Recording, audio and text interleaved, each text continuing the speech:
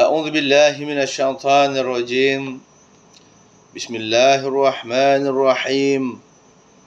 الحمد لله رب العالمين والصلاة والسلام على أشرف الأنبياء والمرسلين وعلى آله وصحبه أجمعين. رب اشرح لي صدري ويسر لي أمري واحلل عقدة من لساني يفقهوا قولي. Assalamualaikum warahmatullahi wabarakatuh. InsyaAllah bersama dengan saya Ustaz Soleh Nazimin dalam tazkirah ringkas bersempena dengan bulan Ramadan. Dan tuan-tuan dan puan yang dirahmati Allah sekalian, Allah Subhanahu wa taala telah berfirman bahawa pada bulan Ramadan ini Allah telah turunkan Al-Quran. Maka Al-Quran inilah yang sepatutnya kita baca, kita amalkan, kita faham, kita amalkan dan kita sebarkan kepada orang-orang lain. Maka salah satu yang ditekankan dalam Al-Quran Al-Karim ada tentang bersalah laku di kalangan yang telah dilakukan oleh manusia yang boleh menjahanamkan kehidupan diri anda, saudara-saudaraku sekalian, dan juga menjahanamkan kehidupan sesebuah keluarga dan juga negara. Yaitu pada dalam ayat Al-Quran dalam surah dalam surah Al-Baqarah ayat 188. A'udzu billahi minasyaitonir rajim. Bismillahirrahmanirrahim. Wala ta'kulu amwalakum bainakum bil batil wa tudlu biha ila al-hukami litakulu fariqam min amwalin nasi bil ismi wa antum ta'lamun. Al-Baqarah 188. Maksudnya, dan janganlah kamu makan atau mengambil harta orang lain di antara kamu dengan jalan yang salah, dan jangan pula kamu memberikan rasuah kepada para hakim kerana hendak memakan atau mengambil sebahagian daripada harta manusia dengan dosa sedangkan kamu mengetahui bahawa ianya salah.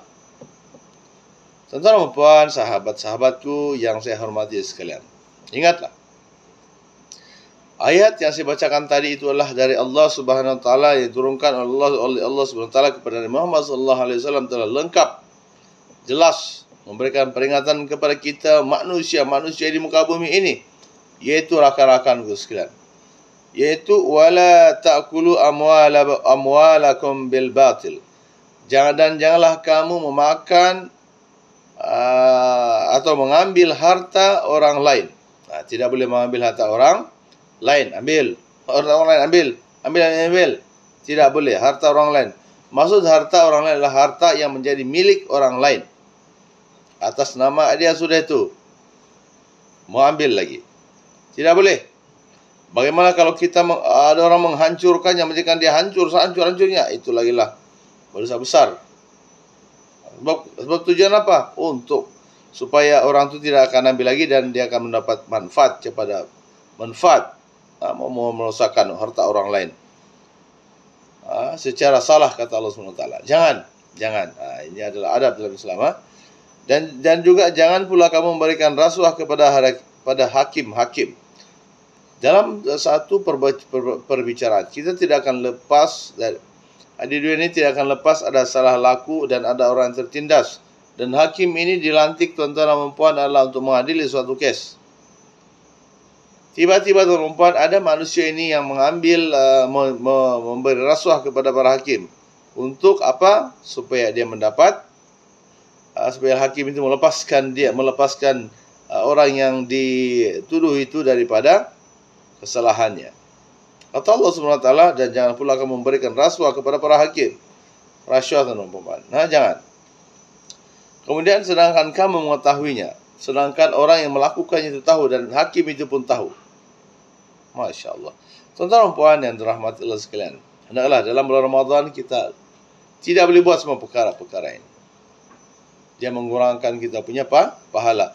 Larangan Allah Subhanahu wa taala berdasarkan kepada ayat yang setelah bacakan tadi, tuan-tuan dan puan, sahabat-sahabatku sekalian, ingatlah bahawa Allah Subhanahu wa taala telah melarang manusia mengambil harta orang lain, apatah lagi memusnahkan, atau apatah lagi mencuri, apatah lagi merompak dan sebagainya. Ini mengambil pun tidak boleh. Dilarang dalam Islam dengan cara yang salah.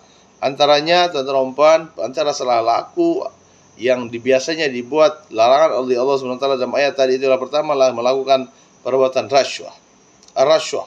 Rasuah ya. Yang kedua, tidak boleh menipu untuk memiliki harta orang lain. Yang ketiga, tidak boleh melakukan riba. Riba ni, riba pun dilarang dalam Islam.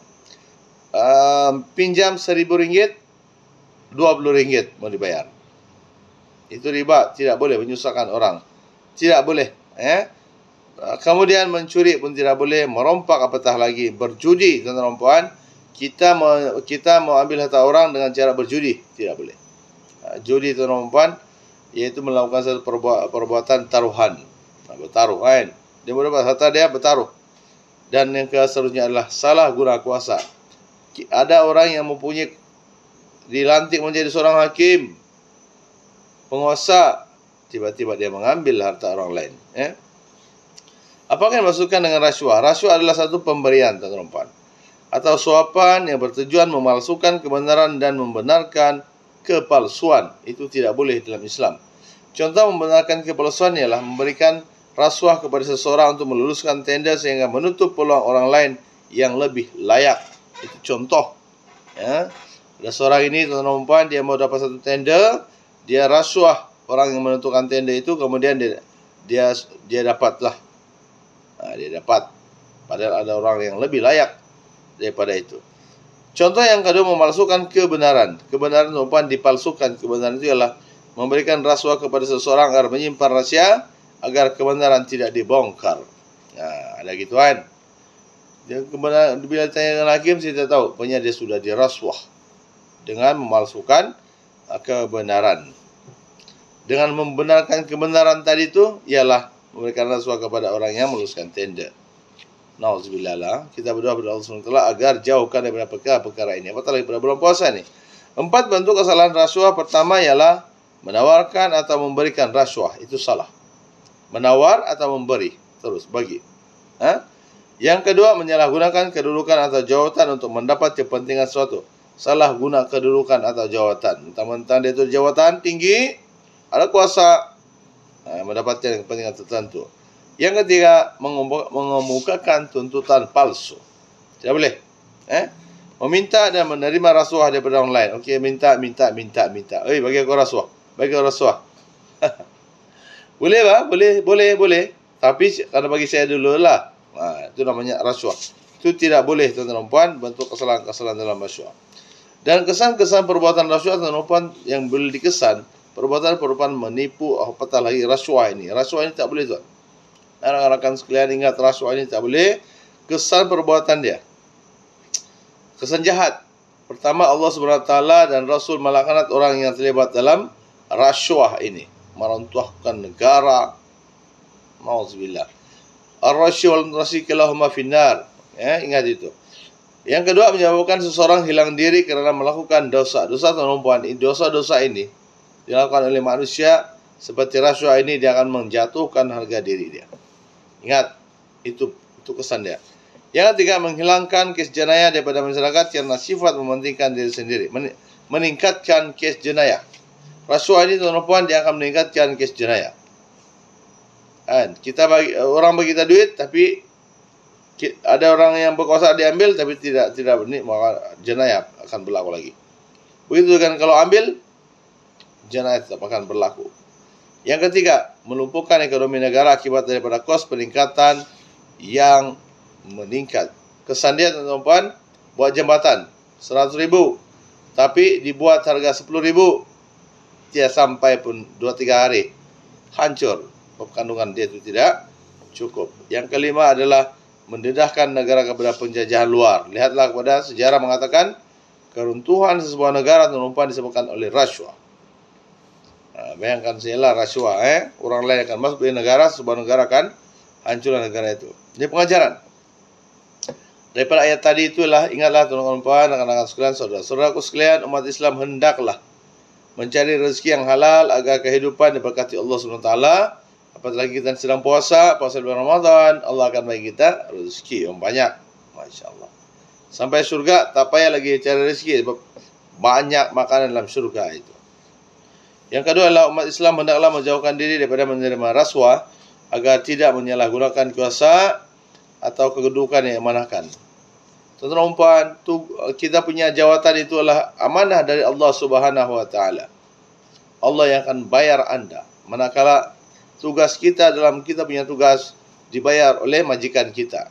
Tidak pernah lewat dan tidak pernah berkurang. Ingat, dan amanah itu dari Allah Subhanahu wa taala. Lagi hebat Allah akan baik kepada kita. Seterusnya tuan-tuan dan puan rekan-rekan sekalian, pengajaran yang ketiga adalah umat Islam hendaklah mengelakkan diri daripada sumpah palsu. Sumpah palsu, kalau di mahkamah dia sumpah palsu, tidak boleh. Agar hidup diberkati Allah SWT. Kalau orang yang jujur. Yang keempat adalah umat Islam hendaklah menjauhkan diri daripada memberikan rasuah kepada pihak berkuasa supaya kita tidak menzalimi diri dan juga masyarakat. Saya rasa itu saja. Wabillahi taufiq wal hidayah. Assalamualaikum warahmatullahi wabarakatuh dan sekian, jumpa lagi.